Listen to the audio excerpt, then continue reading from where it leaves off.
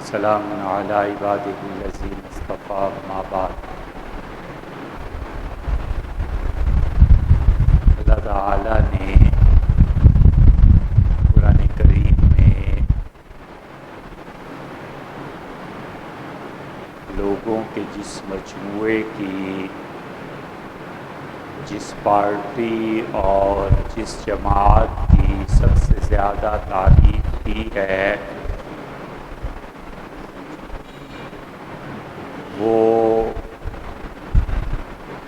وہ لوگ ہیں جنہیں اس نے اپنے نبی صلی اللہ علیہ وسلم کی صحبت مبارکہ کے لیے چنا۔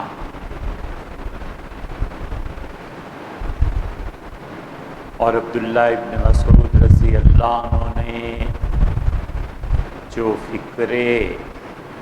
اپنی جماعت کے متعلق تاریخی طور پر ارشاد فرمائے، اس میں سے ایک جملہ یہ بھی فرمایا کہ وَاخْتَارَهُمُ اللَّهُ لِصُحْبَةِ نَبِيِّهِ، اللہ تعالیٰ نے انہیں حضور اقدس صلی اللہ علیہ وسلم کی صحبت کے لیے چن لیا تھا۔ چنانچہ اللہ تعالیٰ نے ان کی مغفرت کا بھی اعلان فرمایا، اپنی رضامندی کو بالکل واضح طور پر بیان فرمایا، اور انصار ہوں یا مہاجرین، وہ لوگ جو فتح مکہ کے بعد مسلمان ہوئے یا اس سے پہلے، سب کے متعلق یہ بات بتا دی کہ رضی اللہ عنہم، اللہ ان سب سے خوش ہے۔ اور پھر اللہ تعالیٰ نے ان میں سے کچھ خواتین کو چنا جنہیں رسول اللہ صلی اللہ علیہ وسلم سے نسبت ہوئی، اور اللہ تعالیٰ نے ہی انہیں یہ مقام عنایت فرمایا کہ امت کو مخاطب کیا اور کہا کہ ازواجہ امہاتہم، ان کی بیویاں تمہاری والدہ اور ماں کا مقام رکھتی ہیں۔ اور پھر انہی میں سے عشرہ مبشرہ کو چنا، اور یہ 10 آدمی ایسے ہیں جن کو رسول اللہ صلی اللہ علیہ وسلم نے بار بار جنت کی بشارت دی۔ ان 10 آدمیوں کو اس لیے عشرہ مبشرہ کہا جاتا ہے کہ اگرچہ تمام صحابہ کرام رضی اللہ عنہم اہل جنت میں سے ہیں، لیکن ان کی خصوصیت یہ ہے کہ انہیں بار بار حضور صلی اللہ علیہ وسلم نے جنتی فرمایا، اور کسی شخص کا جنتی ہونا اور جہنمی ہونا اور اس کے خاتمے کی اطلاع دینا کہ یہ ایمان پہ اس دنیا سے جائے گا اور زندگی میں اس کے شرک اور ارتداد کے کوئی چانسز نہیں ہیں کہ اس کے اعمال برباد ہو جائیں، اور مستقبل کے متعلق یہ خبر دینا سوائے اللہ کے اور کوئی ذریعہ نہیں ہے کہ اس کی وحی نے رسول اللہ صلی اللہ علیہ وسلم کو بتایا کہ آپ کے اصحاب میں یہ 10 آدمی ایسے ہیں جو پوری طرح گارنٹیڈ ہیں، پوری طرح ایسے ہیں کہ ان کے ساتھ عمر بھر کوئی ایسی چیز پیش نہیں آئے گی، اور بار بار وہ پورے مسرت سے اور خوشی کی کیفیت سے آپ نے اطلاع دی کہ تم جنت میں جاؤ گے۔ اور ان میں پھر 2 ایسے ہیں جن کے متعلق یہ بھی بتا دیا کہ مرنے کے بعد بھی، موت کے بعد بھی ہم اکٹھے رہیں گے، اور یہی وجہ تھی کہ کہ ان دونوں حضرات کی تدفین حضرت رسالت پناہ صلی اللہ علیہ وسلم کے ساتھ ہوئی، اور سیدنا ابو بکر رضی اللہ عنہ ان کی تدفین ہوئی، اور ان کی صاحبزادی صاحبہ کا بھی گھر تھا۔ اور پھر سیدنا عمر رضی اللہ عنہ نے کہا کہ اکبر ہمی، یہ دو چیزوں کے متعلق انہوں نے الفاظ ارشاد فرمائے۔ ایک تو یہ کہا کہ اکبر ہمی علی الدین، ضروریات زندگی پوری نہیں ہوتی تھیں اور اس کے لیے میں قرض لیتا رہا تمہارے خزانے سے اور بیت المال سے، اور میرے لیے زندگی کا سب سے بڑا بوجھ یہ قرض تھا۔ چنانچہ وفات پہ اس کے بعد ایک روایت کے مطابق 84 یا 82 ہزار اس زمانے کے روپے انہوں نے دینے تھے، اور ان کی اولاد نے ادا کیے، اور اس کے لیے عبداللہ ابن عمر رضی اللہ عنہ نے اپنا گھر بیچا تاکہ والد کا قرضہ وہ ادا کریں۔ اور دوسری بات انہوں نے کہی، جب عبداللہ ابن عمر آئے تو انہوں نے کہا میرے لیے زندگی میں سب سے بڑا بوجھ یہی تھا کہ آقائے دو جہان حضرت رسالت مآب سید الکونین صلی اللہ علیہ وسلم کے پہلو میں جگہ ملتی ہے کہ نہیں ملتی۔ ہم ان اشرہ مبشرہ کا تذکرہ کر رہے تھے، پھر رمضان اور اس سے پہلے کچھ چیزیں اور بعد میں پیش آئیں، ہم پھر اس کو شروع کرتے ہیں سیدنا ابو بکر رضی اللہ عنہ سے، اور بات آخر یہاں تک پہنچی تھی کہ سیدنا ابو بکر رضی اللہ عنہ کو حضور اقدس صلی اللہ علیہ وسلم نے اپنی جانشینی کے لیے منتخب فرمایا، اور یہ معرکۃ الآراء مسئلہ ہے جو اہل تشیع اور ہمارے درمیان صدیوں سے مختلف ہی ہے، اور ان کا موقف یہ ہے کہ رسول اللہ صلی اللہ علیہ وسلم کے ذمے یہ ضروری تھا کہ وہ اپنے خاندان میں سے ایک فرد کو منتخب کر کے امت کو یہ نصیحت اور ہدایت کر جاتے کہ میرے بعد خلافت اس کی طرف منتقل ہوگی، اور جو لوگ ایسے نہیں کریں گے وہ غصب کے مرتکب ہوں گے، گناہ گار ہوں گے، اور اسی لیے رسول اللہ صلی اللہ علیہ وسلم کے بعد خلافت کا حق سیدنا علی رضی اللہ عنہ کو پہنچتا تھا۔ چنانچہ وہ جو دلائل دیتے ہیں ان میں سے ایک دلیل وہ ہے جو حدیث اپنی جگہ پر ثابت ہے، اور کسی حدیث کا اپنی جگہ پر ثابت ہونا یہ ایک الگ بات ہے، اور اس سے مسئلے کا استنباط کرنا، استخراج کرنا یہ ایک الگ بات ہے۔ ایک حدیث ثابت ہے، صحیح ہے، لیکن اگر کوئی آدمی اس سے غلط مطالب نکالے تو اس کو بتایا جائے، سمجھایا جائے، یہ ضروری نہیں ہے کہ وہ حدیث اس کے مطلب کے لیے کارآمد ہو، اس کی دلیل بن سکے۔ یہ کون نہیں جانتا کہ حضرت رسالت پناہ صلی اللہ علیہ وسلم نے متعدد شادیاں کی، لیکن ان تمام احادیث کو سامنے رکھ کر اگر یہ چاہے کہ وہ بھی 4 کے بعد 5ویں شادی کرے اور رسول اللہ صلی اللہ علیہ وسلم کا حوالہ دے، تو احادیث اپنی جگہ پر صحیح ہیں، تاریخ اپنی جگہ پر صحیح ہے، مگر اس کا اس سے استنباط اور استخراج کرنا یہ غلط ہے۔ اس لیے وہ غدیر خم کی حدیث لائے، اور ان کے دلائل کا استقصاء منظور نہیں ہے، صرف ایک دلیل ایسے ہی نمونے کے طور پر ہے، اور یہ حدیث اپنی جگہ صحیح ہے، اور یہ اتنی صحیح ہے کہ منہاج السنہ میں اگرچہ ہمارے شیخ الاسلام ابن تیمیہ رحمۃ اللہ علیہ نے اس کا انکار کیا ہے، لیکن شیخ کی یہ بات نہیں مانی جائے گی، حدیث اپنی جگہ پہ بالکل درست ہے کہ حضور اقدس صلی اللہ علیہ وسلم آخری حج سے جب تشریف لائے تو انہوں نے سارے صحابہ کرام رضی اللہ عنہم کے مجمع کے سامنے یہ بات بیان کی، سیدنا علی رضی اللہ عنہ کا ہاتھ پکڑا اور آپ نے فرمایا کہ لوگوں من کنت مولا، میں جس آدمی کا والی وارث دوست ہوں فعلی مولا، اس کے دوست علی بھی۔ یہ سیدنا علی رضی اللہ عنہ کے مولا ہونے کی روایت اتنی پختہ ہے کہ جب یہ واقعہ ختم ہوا تو سیدنا عمر رضی اللہ عنہ اٹھے اور انہوں نے سیدنا علی رضی اللہ عنہ کو مبارکباد دی اور کہا کہ اصبحت مولایا، حضرت اب تو آپ میرے بھی آقا ہوئے اور اس پوری امت کے آقا ہو گئے۔ اور یہ اتنی مستند روایت ہے کہ جب سیدنا علی رضی اللہ عنہ پہ کفر کا فتویٰ لگایا گیا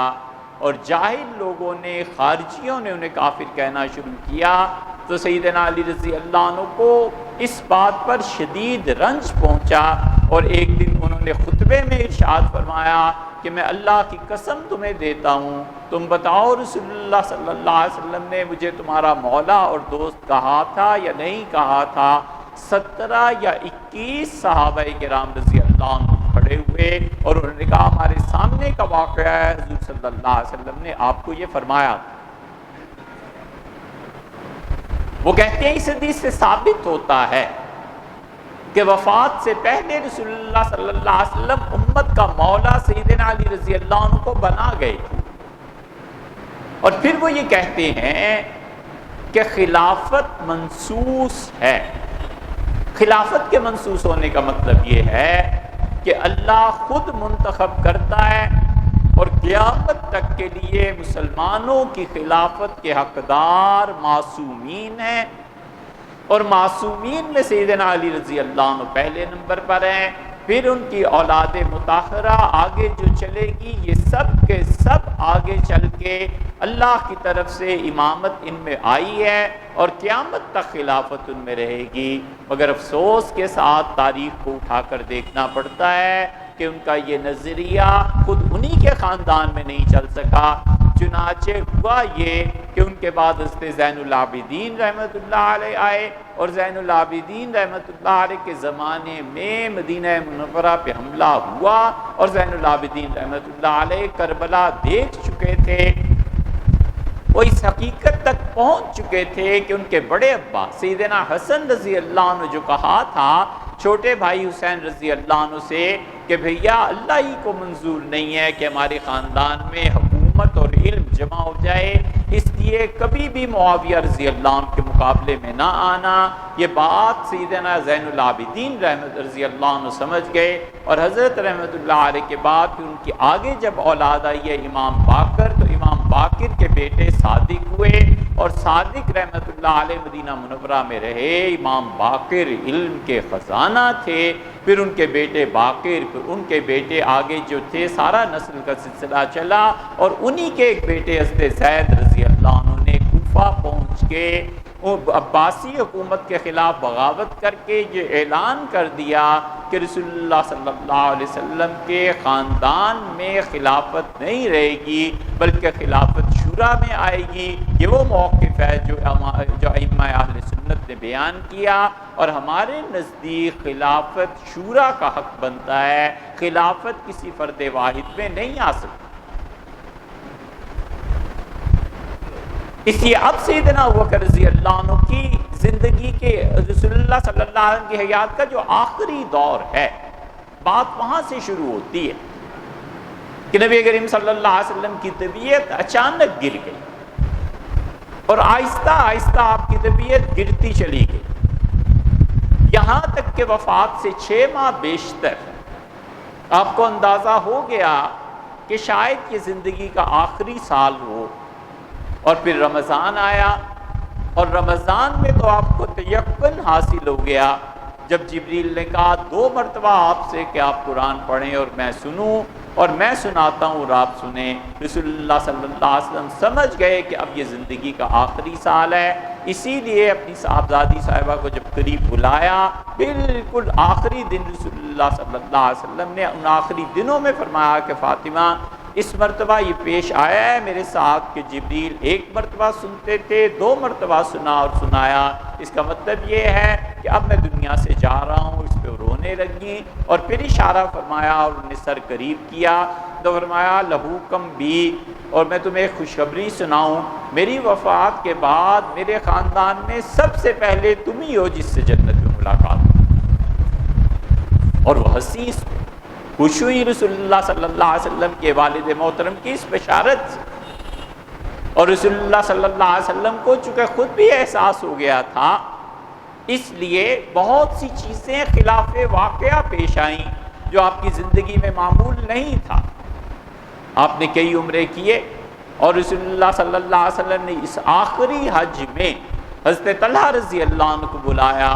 طلحہ وہ آدمی تھے جس نے 70 تیر اپنے ایک بازو پہ کھا لیے تھے، شلا یدہ، اور زندگی بھر کے لیے وہ ہاتھ بغیر کسی کام کے رہ گیا تھا، اور یہ وہ ہاتھ تھا جس نے سب سے پہلے سیدنا علی رضی اللہ عنہ کی خلافت پر بیعت کی تھی، اور رسول اللہ صلی اللہ علیہ وسلم کا ایک بال، حضرت انس رضی اللہ عنہ کہتے تھے پوری دنیا کی حکومت سے مجھے رسول اللہ صلی اللہ علیہ وسلم کا ایک بال مل جائے یہ زیادہ عزیز ہے۔ سارے بال رسول اللہ صلی اللہ علیہ وسلم نے طلحہ کے حوالے کیے اور فرمایا طلحہ آدھے تم رکھ لو اور آدھے تقسیم کرو۔ طلحہ رضی اللہ عنہ کے خاندان میں اب تک وہ بال چلے آتے ہیں جو رسول اللہ صلی اللہ علیہ وسلم نے انہیں دیے تھے، اور وہ بال کئی فٹ لمبے ہو گئے۔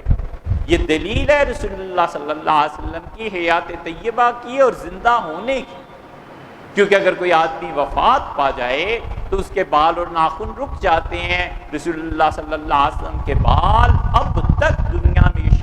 شواہد اس کے موجود ہیں کہ وہ بال ابتدا میں اس کی جو شاخ پھوٹتی ہے اتنی باریک ہوتی ہے کہ اسے عدسے سے دیکھا جاتا ہے، اور 2 سال 4 سال میں وہ اتنی موٹی ہو جاتی ہے، اس کی لمبائی میں اتنا اضافہ ہو جاتا ہے کہ آدمی محض اسے آنکھ سے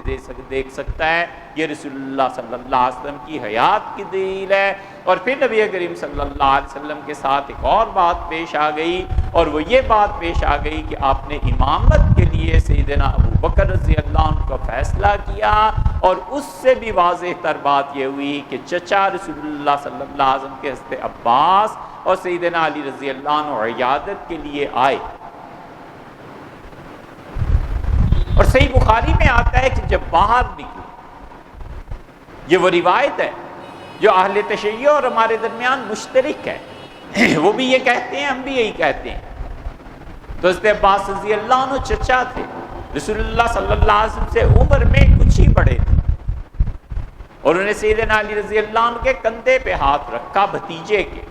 کیونکہ عباس رضی اللہ عنہ کے بھائی عبداللہ کے بیٹے ایک طرف اور انہی کے بھائی ابو طالب کے بیٹے ایک طرف، دونوں رسول اللہ صلی اللہ علیہ وسلم سیدنا علی رضی اللہ عنہ کے بھتیجے تھے۔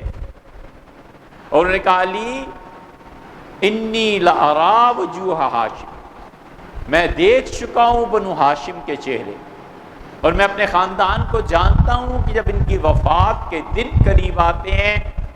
تو پھر چہروں کا رنگ کیا ہو جاتا ہے۔ نبی صلی اللہ علیہ وسلم کے چہرے پہ رنگت آنا شروع ہو گئی ہے، اور خلافت اپنے لیے لے لو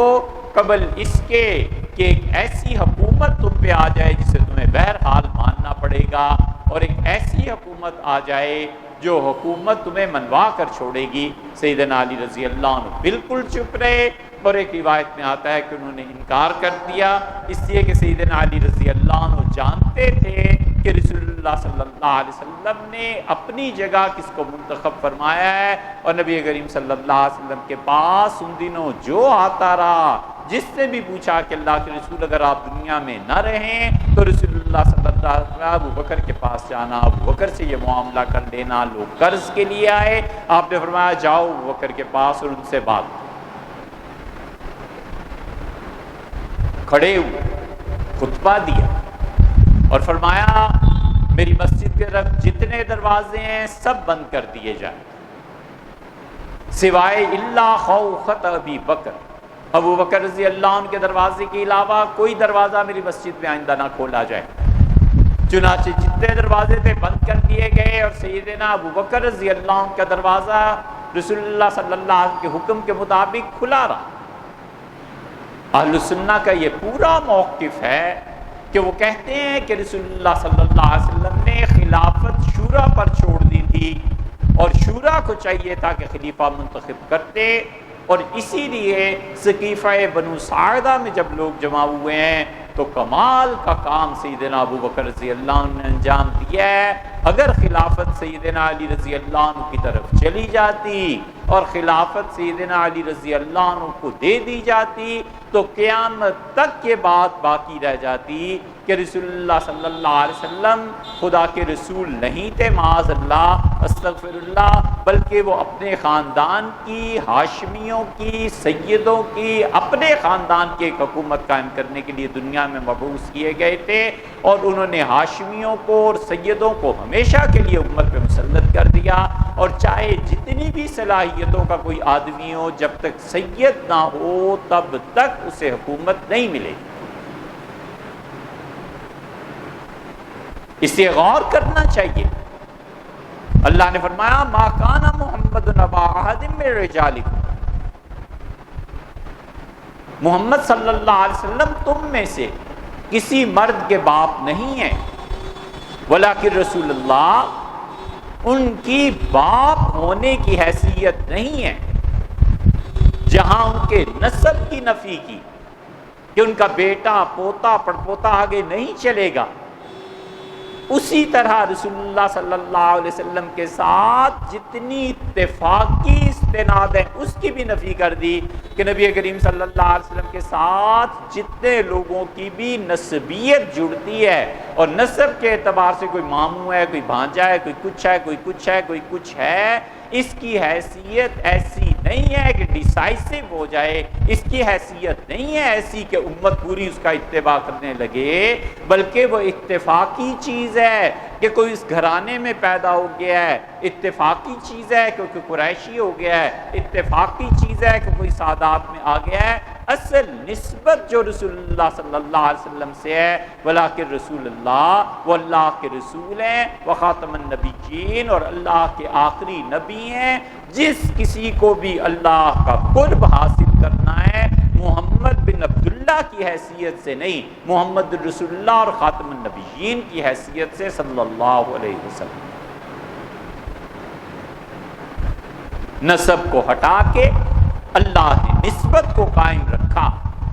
اللہ نے کہا نسب کوئی معنی نہیں رکھتا، ہوئے سید نہ ہوئے کیا ہو گیا،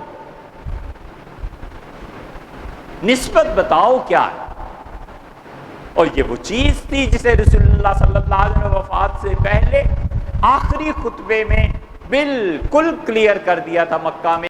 آپ نے کہا تم میں سے کسی کو عربی اور عجمی کو عربی پہ کوئی فضیلت حاصل نہیں ہے، نسب کسی کو نہیں بڑھاتا، اور آپ نے فرمایا کہ دیکھو ایک ہی چیز ہے تقویٰ، یہ تمہیں بڑھائے گا۔ نسب کی نفی کی رسول اللہ صلی اللہ علیہ وسلم نے، اور نسبت کا قیام کیا۔ یہ ایک ہی جملہ دو بڑی ہستیوں نے کہا، حضور صلی اللہ علیہ وسلم نے ایک موقع پہ یہ فرمایا تھا، اور پھر سیدنا عمر رضی اللہ عنہ تک پتہ نہیں یہ روایت پہنچی تھی یا نہیں پہنچی تھی، کسی کو سیدنا عمر رضی اللہ عنہ نے کہا تھا، اور کیا جملہ ارشاد فرمایا تھا نبی کریم صلی اللہ علیہ وسلم نے فرمایا من بطا بہی نسبہ، جس شخص کا نسب، من بطا بہی عملہ، جس شخص کا عمل اسے پیچھے لے جائے، لم یسرا بہی نسبہ،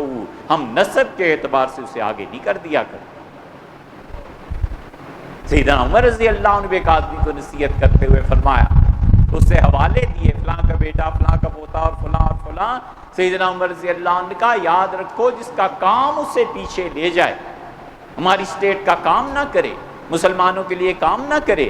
ہم اس کے نسب کو دیکھ کے اسے آگے بڑھا دیں، یہ نہیں ہو سکتا۔ اس لیے کمال کا فیصلہ تھا جو وہاں پر کیا گیا۔ وہ جانتے تھے کہ رسول اللہ صلی اللہ علیہ وسلم کے انتقال کی وجہ سے جو ایک جذباتی کیفیت مسلمانوں پر طاری ہے، عین ممکن ہے کہ اس جذباتی کیفیت میں فیصلہ سیدنا علی رضی اللہ عنہ کے حق میں ہو جائے، قیامت تک کے لیے اسلام کا وہ پیغام اور وہ بات مٹ جائے گی کہ خاندان کچھ چیز نہیں ہوتے اور نسبتیں اصل ہوا کرتی ہیں۔ انہوں نے کسی مہم جو آدمی کی طرح کسی مہم جو لڑکے کی طرح جذبات میں آ کے فیصلے نہیں کیے، انہوں نے صاف فیصلہ کیا، بہت سوچ سمجھ کے سقیفہ بنو ساعدہ میں، اور حضرت عمر رضی اللہ عنہ نے ہاتھ پکڑا حضرت ابوبکر رضی اللہ عنہ کا اور کہا کہ میں ہاتھ